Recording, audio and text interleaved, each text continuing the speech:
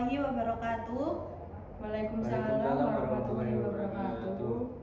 Kami dari kelompok 8 akan mempresentasikan hasil pengembangan kurikulum dari SDM Benjeng Gresik. Perkenalkan nama saya Khotimatul Hayati dengan NIM belakang 076. Dan nama saya Nur Afia Rahmayati dengan NIM belakang 077. Saya Muhammad Febrar Amin dengan NIM belakang 081. Selanjutnya yakni analisis visi, di mana visi SD Muhammadiyah Benjeng telah menunjukkan arah pengembangan sekolah sebagai lembaga pendidikan Islam yang berorientasi pada pembentukan karakter peserta didik.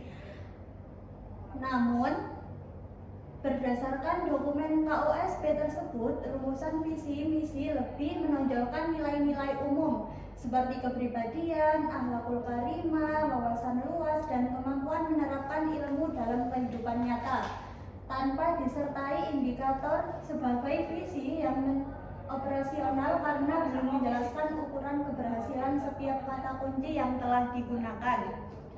Selain itu, keterkaitan antara visi dengan tujuan sekolah sudah melihat, tetapi masih memerlukan penjabaran yang lebih rinci dalam bentuk indikator yang dapat diukur. Misalnya, frasa berbentuk berwawasan luas sebelum dijelaskan melalui kemampuan literasi, numerasi, kepemimpinan, ataupun kepedulian terhadap lingkungan. Demikian dalam bentuk capaian pembelajaran atau aktivitas yang telah menunjukkan implementasinya. Dengan demikian, visi masih memerlukan penguatan agar menjadi dasar yang jelas dalam penyusunan misi, visi, tujuan, dan program sekolah. Nomor 2 selanjutnya yakni analisis visi dan misi atau kekuatan dan kelemahan.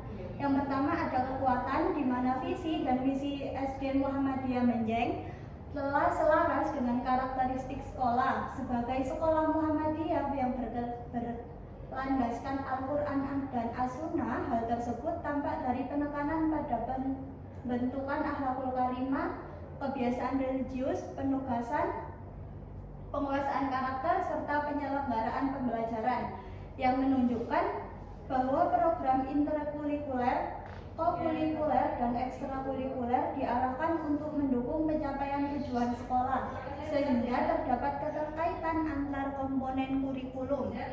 Selanjutnya yakni kelemahan, di mana walaupun sudah memiliki arah yang jelas, rumusan bersifat umum sehingga beberapa kata kunci belum diterjemahkan menjadi indikator yang spesifik. Setelah seperti berwawasan luas dan menerapkan ilmu dalam kehidupan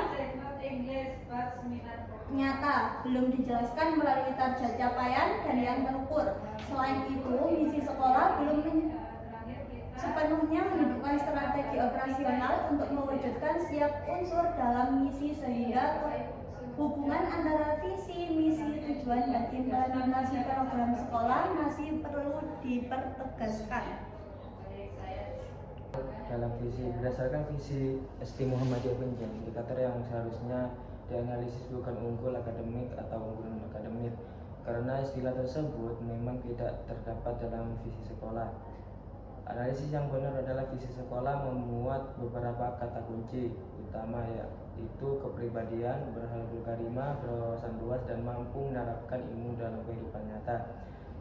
Keempat kata kunci tersebut menjadi dasar arah pengembangan peserta didik dalam KUSP. Namun indikator tersebut masih bersifat umum, sehingga belum dijelaskan secara rinci mengenai ukuran keberhasilannya. Misalnya indikator berhalul karimah belum dirumuskan dalam bentuk perilaku unggul yang dapat diamati, sedangkan indikator berwawasan luas belum dijelaskan melalui kemampuan literasi, numerisasi, kepemimpinan, atau kepedulian sosial. Oleh karena itu, indikator visi misi perlu dijabarkan menjadi indikator operasional agar lebih mudah diterjemahkan ke dalam misi dan program sekolah.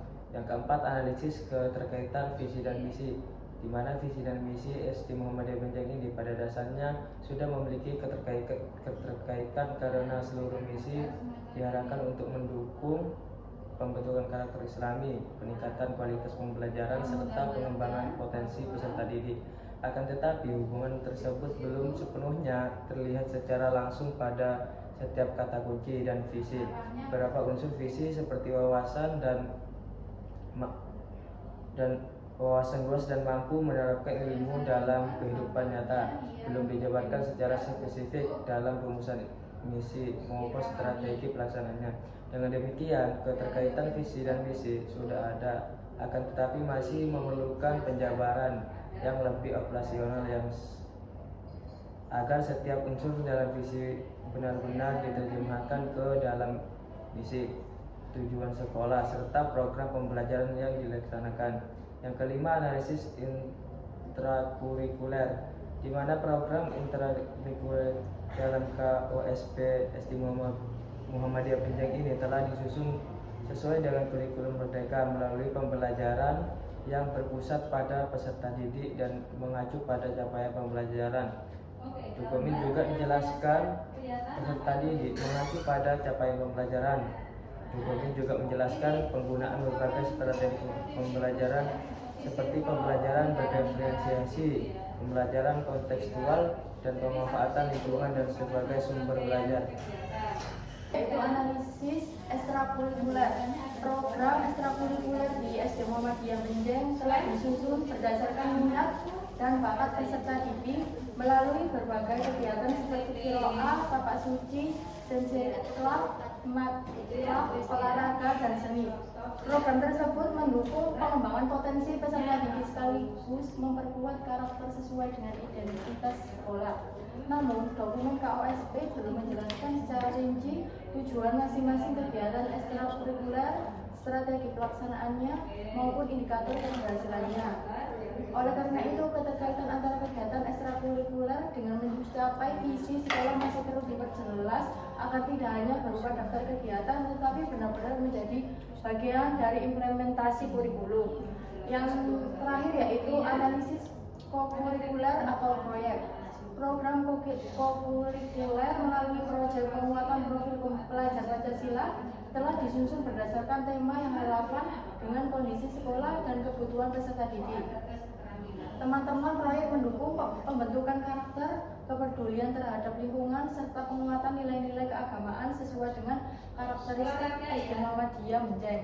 Meskipun demikian, analisis dalam KOSP belum menunjukkan secara jelas bahwa pemilihan tema proyek didasarkan pada hasil identifikasi masalah atau kebutuhan nyata peserta didik dan sekolah agar lebih sesuai dengan prinsip kurikulum Merdeka. Tema proyek sebaiknya secara eksplisit dikaitkan dengan permasalahan yang ditemukan di sekolah sehingga proyek benar-benar menjadi solusi terhadap kebutuhan peserta didik dan lingkungan sekolah. Versi di atas sudah. Jadi itulah pengembangan dari kurikulum kelompok kami. Sekian presentasi dari kelompok kami, pengembangan kurikulum operasional pendidikan. Assalamualaikum warahmatullahi wabarakatuh. Waalaikumsalam warahmatullahi wabarakatuh.